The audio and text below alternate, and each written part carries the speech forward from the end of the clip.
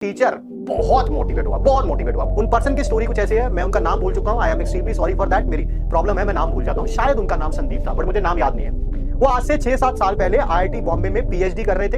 उन्होंने बोला कि मैं गेट एग्जाम की तैयारी कर रहा था, मेरा बीटेक पास आउट हुआ था, मेरा कहीं पर भी अनफॉर्चुनेटली प्लेसमेंट नहीं हो पाया था, मेरी जॉब लग गई थी, मैंने जॉब छोड़ दी और मैंने सोचा कि मैं गेट एग्जाम की तैयारी करता हूं। ठीक, मेरा सिटिंग आवर्स जो हैं वो बहुत कम थे। मैंने देखा कि घर पर मतलब कि मैं या तो पढ़ाई नहीं कर पाता हूं, ड्रॉप लिया था मैंने ऑब्वियसली, ठीक है, या तो मैं पढ़ाई कर नहीं पाता हूं, और अगर पढ़ाई करता भी हूं तो मेरी एफिशिएंसी बहुत ज्यादा कम है। ठीक है, ठीक ठीक ठीक ठीक तो एफिशिएंसी बहुत ज्यादा कम है। तो मैंने पता क्या सोचा, मैंने सोचा कि मैं ना अपना कोई लाइब्रेरी ज्वाइन कर लेता हूं घर के पास, ठीक है, और मैं पढ़ना शुरू करता हूं। ठीक, क्या मैं पहले दिन लाइब्रेरी गया और सारा दिन पढ़ने की कोशिश करी।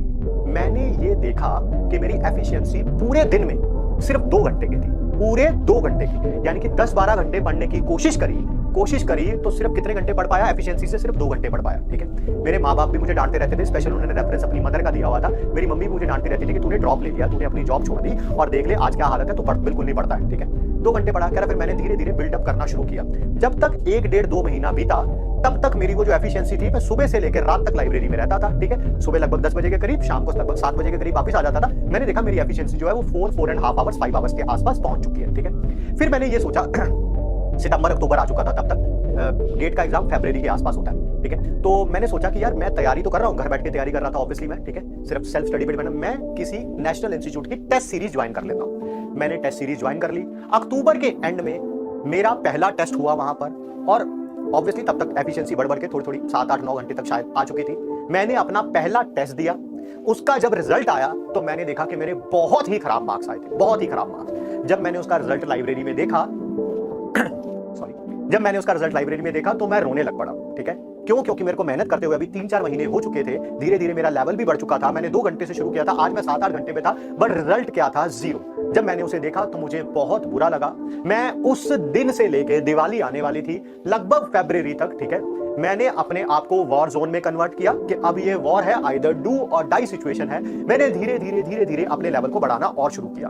मेरा पागलपन इस हद तक बढ़ चुका था कि दिवाली आई, भैया दूज आया, कोई और सारे त्योहार आए, मैं अकेला पर्सन था जो लाइब्रेरी में अवेलेबल होता था।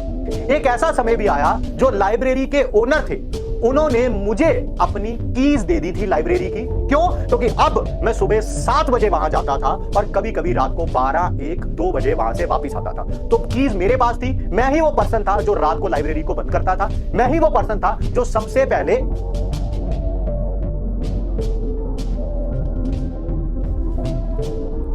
पहले लाइब्रेरी को आके खोलता था। सॉरी यार।